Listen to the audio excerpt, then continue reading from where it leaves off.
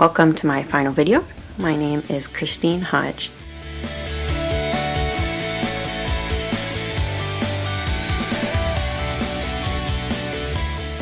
I first heard about APU from my mom's friend who was in their multiple subject teaching program.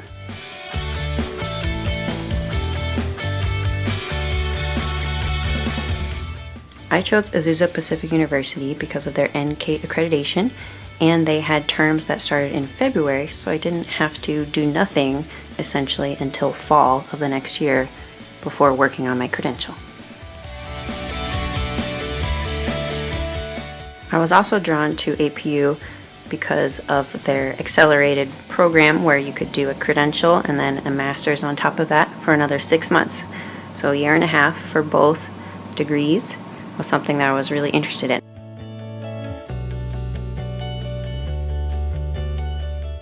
I didn't actually start in the digital teaching and learning masters, but once I heard about it, I switched right away.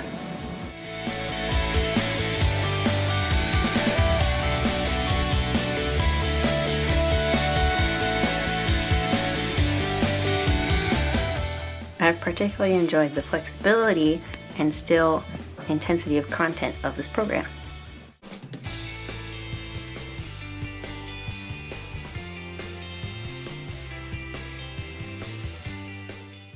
Americans are becoming more and more overweight, even obese. According to the Harvard Health blog, exercise is recommended 3 times a week for a total of 75 minutes in addition to weight training routines.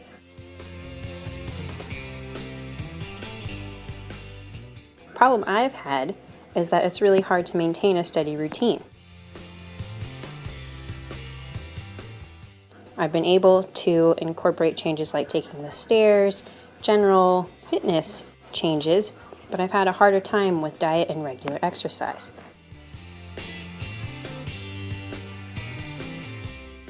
The question for this study is, will exercising 3 times a week for 25 minutes give me a good workout?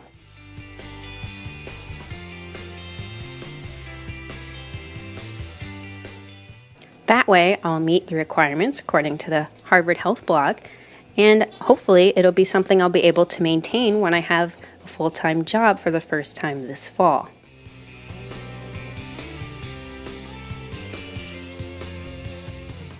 That was an introduction to my action research. For the implementation, I gave myself 4 workout options: 25 minutes of just cardio training, 25 of just weights, 15 minutes of cardio and 10 minutes of weight training done on the same day, or 25 minutes of an exercise video. This way I'll have some variety and hopefully a routine I'll be able to follow through with.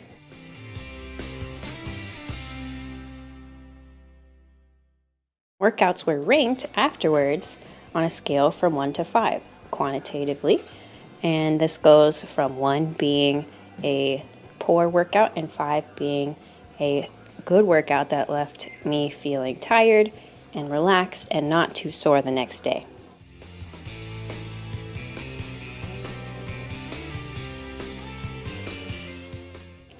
My results were interesting. Throughout the 2 weeks, it could be expected that my ability to perform a good workout would increase, and that's exactly what I saw. The average score was a 3, but it went from my first couple workouts being a score of 2 and 1, and then my last 2 workouts being a score of a 5 and a 4. Looking at the data, the average workout was a 3, which in the introduction I had quantified as a good workout. So, in conclusion, this is something that I think is a good workout for me, and something that I think I could maintain throughout the year.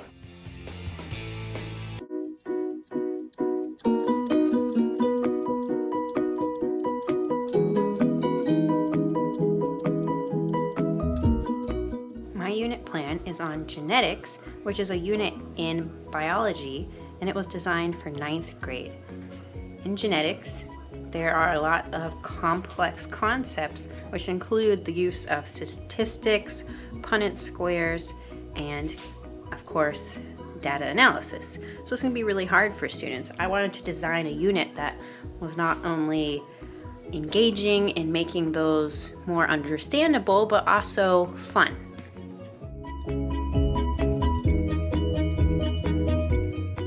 This unit covers the NGSS standards in addition to English Language Arts, Mathematics, and ISTE technology.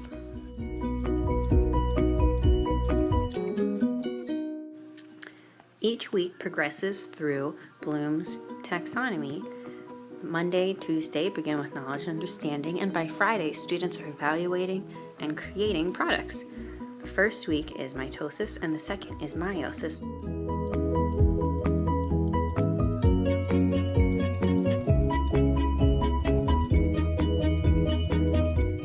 Some of the features of my portfolio unit plan involve the use of realia stations and games like memory for vocabulary study towards the beginning of the week.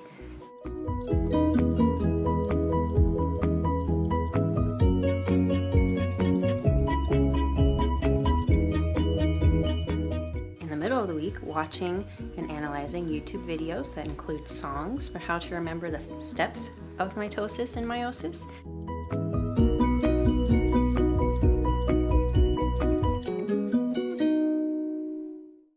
Then at the end of the week, students complete labs, virtual labs, web quests, Jeopardy games, and an activity outside in which small student groups actually act out the process of mitosis without using any words.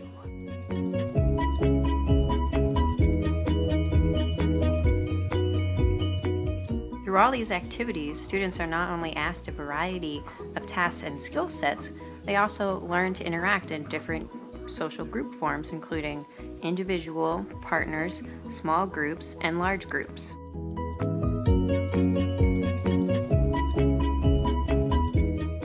All of the activities vary in group size that is participating, intelligences that are addressed, and level of Bloom's taxonomy covered.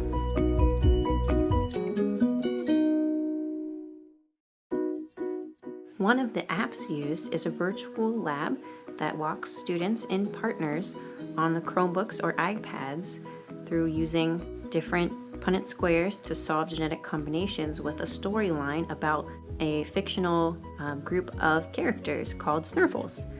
At the end, there's even a quiz and a quantitative score that the students can turn into the teacher for credit and accountability. This app is available online or as an iPad app, and was written by Bioman, who has a great website. For their unit project, students have one of 3 options in order to best express their understanding. They can choose writing a newspaper front page, which will include several small articles composed together in a neat composition. They can also make a video in which they pretend to make a news report, and they'll talk about what they learned about genetics as if it were a breaking news story. Or finally, they can draw and, of course, write a graphic novel that they can put the genetics concepts to some kind of storyline. Students' projects will be assessed using a quantitative rubric. Each of the 3 project options has its own rubric.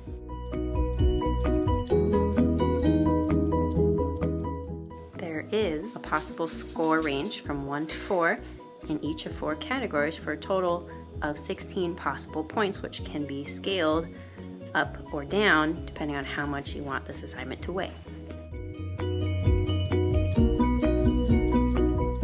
The hope for my portfolio is that this curricular unit will provide teachers who are looking for engaging activities that stimulate students in multiple levels and different abilities, all to express a new understanding of genetics that may have been impossible under the traditional educational lecture-based setting.